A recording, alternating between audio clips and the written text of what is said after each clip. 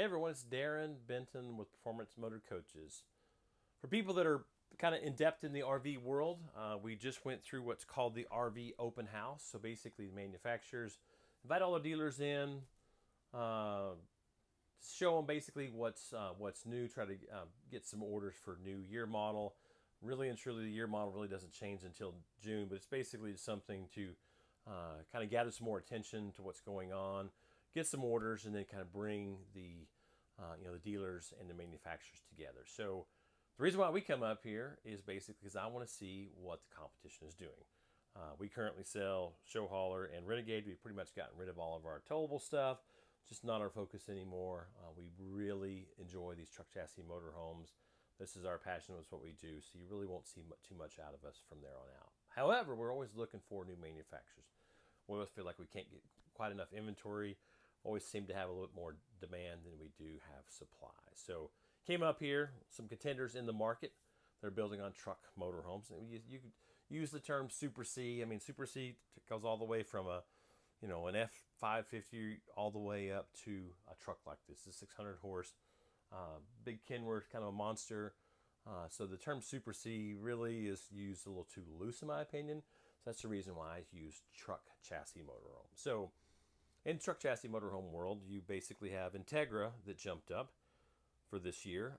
Newmar has been in the market for quite some time, but they've never used a true over-the-road. They used the M2 112, which was a base cab with a big motor, and then you have Dynamax that has jumped into the Class 8 600 horse, big chassis, and then also show hauler has a new division called the Adventure Series. So they basically have four contenders. To me, you have two leaders in the market as far as these truck motorhomes that are RVIA, that are built by known RV companies that are built to certain standards. You do have other people that build these things as conversions, but truly, if you want to say they're in the JD Power / NADA guide, they're built to RVIA specs. You just have you had basically two, and now you have six. So a lot of players in the market now. So what's my take on them? I tell you what, there were, I don't want to name names on what manufacturer was doing what, but a lot of stuff to consider. I've come from a very technical background. I've been doing this buying and selling I've been selling new truck chassis motorhomes for over 10 years. Kind of got into the game in 2008. Owned my own motorhomes prior to that stuff. I've always worked on stuff, always serviced stuff, been very mechanically inclined. And so I come things from not from a sales aspect, but very much from a service aspect and how they're put together. You can tell me all your accolades. I don't really care. I want to know how it's put together. I want to know why you did certain things. And unfortunately, RV industry is very guilty of doing things because that's the way we did it last time. And that's not a good answer. Not a good answer for me. It's not a good answer for my customers. Our public expects more and they deserve a lot more. So things to talk about. And I've been blown away. There's been some great things and there's been stuff that you just like, what the heck are you guys doing? Look on the bottom of slide outs. I've seen just painted OSB on the bottom of slide outs. Why you do that? I don't understand why. I've seen staple drawers, soft close and a dovetail drawer paramount for this price category. It just makes no sense. I've seen really inexpensive RV furniture that belongs in travel trailers in these trucks. I've seen a lot of the Class A world basically builds their units way over the frame, so they don't have much ceiling height. I'm 6 foot tall. I mean, there's a ton of room in these. All these manufacturers are coming way off these chassis themselves. They like to do some type of basement storage. The idea is great. However, with the basement storage, you have a lot of weight. You have a lot of potential flex in this. It's a lot more work to be able to enclose those bellies. The problem is you have 1,850 foot-pounds of torque that's basically twisting this truck. You can be very careful about those things. Whenever you don't tie in your framework ribs to your axle, you put a big monster trailer on this, you're going to flex these frames. So there's lots of things to consider, lots of things to look at. Unfortunately, we see it every day of the week where people don't basically, pick these things apart. If you're going to buy one of these things and the salesman's telling you how great it is the entire time, you're doing it all wrong. you need to have the salesman leave you alone. You get in here and start pulling things apart, looking at things, figuring out why it's built, and be able to compare those. I say there's no better technique to learn these things than to come to the manufacturer. If the manufacturer doesn't want you, you probably don't want their unit. So keep that in mind. With all these guys being built up here, I welcome any of my customers to come up and look at other manufacturers, see how they're built, see how they're put together. Additionally, you get a pretty good idea of what the core values are within the plant. What kind of structure do they have within the plant? How is the plant kept? I mean, are the weeds knocked down? Those are all expectations. So, pretty crazy things to see this week. Trying to think of some of the other things. I mean, I've seen some of the splits in the wood on brand new units. I've seen 7-8 steps walking inside some of these coaches. Those coaches that are elevated over the frame.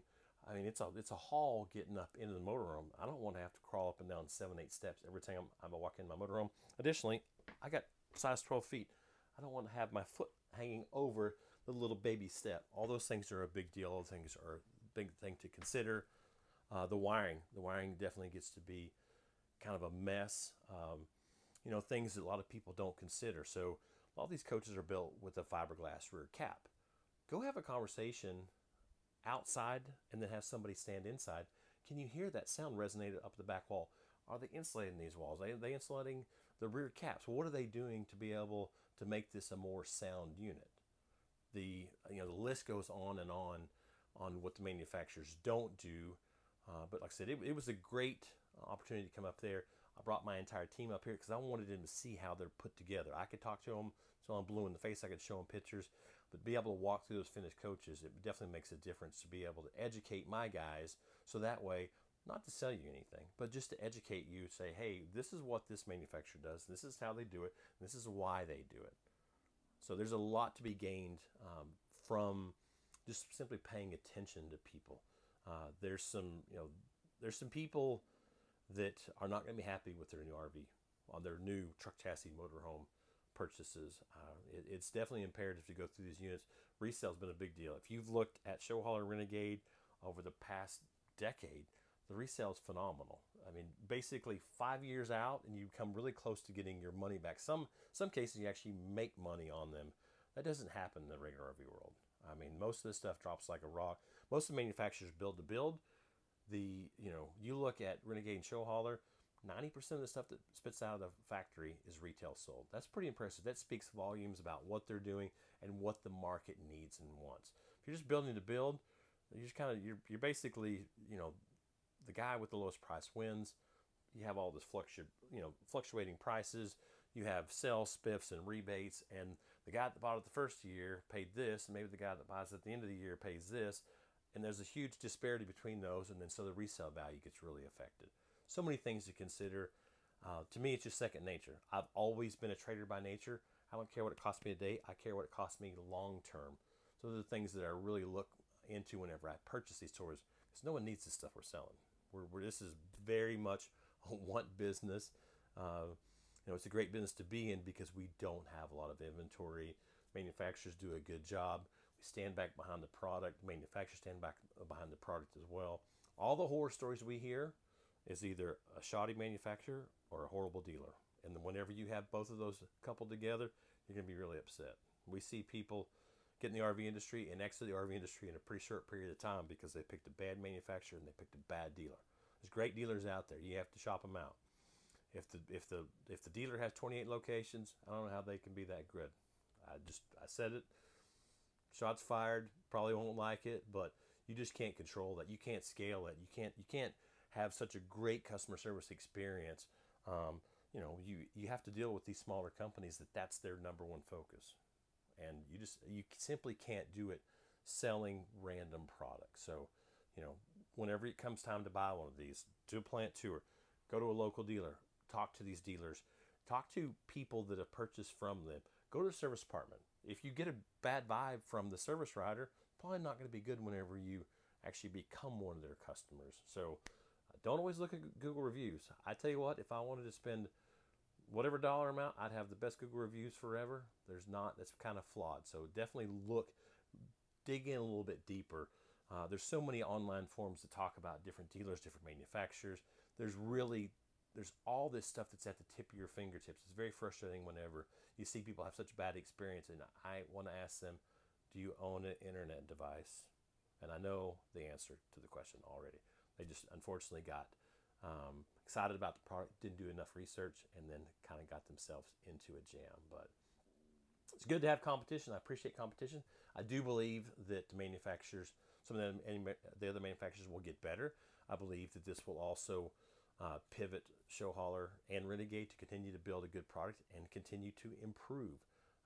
There's no reason why anybody should get complacent. It's very important to build, think about things on basically just because we did it yesterday, it doesn't mean we should do it today. So it was a great experience. I'm glad my guys were able to come up here. Good thing, bad thing, we had a little bit of lull. I didn't have a lot of inventory, so we have a lot of stuff that's now moving back home. We'll be there probably about a week to do a lot of follow-up videos on a lot of these units. But RV industry is still a great industry to be in if you have the right stuff and you care enough. But so keep that in mind. But always appreciate you guys watching these videos. I wish I remembered a lot more about those. I would have to go through my phone and kind of toggle through. The photos are pretty crazy on what we've seen this week. We've seen some good ideas. We've seen lots of flawed ideas and lots of things that if they were building it for themselves or for their family, I do not believe that they would have chosen the way that they build things. This is a showcase. This is basically, we are here to show our current dealers the best, and we're trying to then bring other dealers on board. And whenever you don't display 110%, that's I've got concerns and issues with that. It was a great follow-up. We were at Hershey 2 weeks ago to kind of see some new product. So many manufacturers waited to be able to throw their product out to this open house. We'll probably make it a day or two down at Tampa to see some of these products evolve and kind of see what changes between now and January. But this is a lot of money. I mean, I don't care if you buy a $200,000 rig or an $800,000 rig. It's a big deal to whoever's buying it. It's a large dollar amount. People do the research. Don't get yourself into a position where you're unhappy.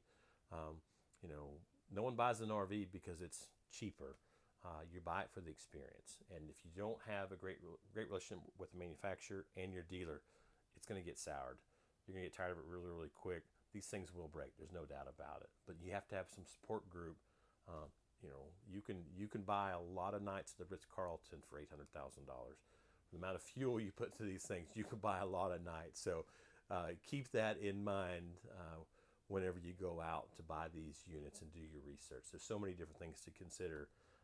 What the perfect RV is. We're not Class A guys. I don't like them. I believe wholeheartedly in the truck front end. It makes sense to me. You'll never be able to change my opinion. We're not Prevost guys. We're not Newell guys. That's not our cup of tea. We enjoy the truck chassis motorhomes. They do a phenomenal job. They're doing it for a long time. Renegade's 25 years. Show Hauler's 25 years. When you build the same thing for 25 years, you get pretty darn good. These companies haven't changed hands to go all these different corporations. Once you put the stock price in front of customer service, it goes downhill pretty darn quick. Always appreciate you guys watching these videos. Lots of rambling here, lots of opinions. I'm probably not going to make a lot of people happy. Some of the manufacturers as well, but it's an invitation to do better. I've got a little bit of time on my hand. I've got no problem consulting with manufacturers. Giving them some good ideas, because I do believe the competition is good in the end, and great competition is even better. It just, great competition makes you only better. It's going to push you. Crappy competition, it's not that wonderful. But if you get a very close second, the consumer wins because the manufacturers have to compete for your business. They have to do better. So time will tell what all these truck chassis motorhomes. I think there'll probably be a few more jump in the mix, but I mean, to go from 2 to 6 in this year is a pretty darn impressive thing.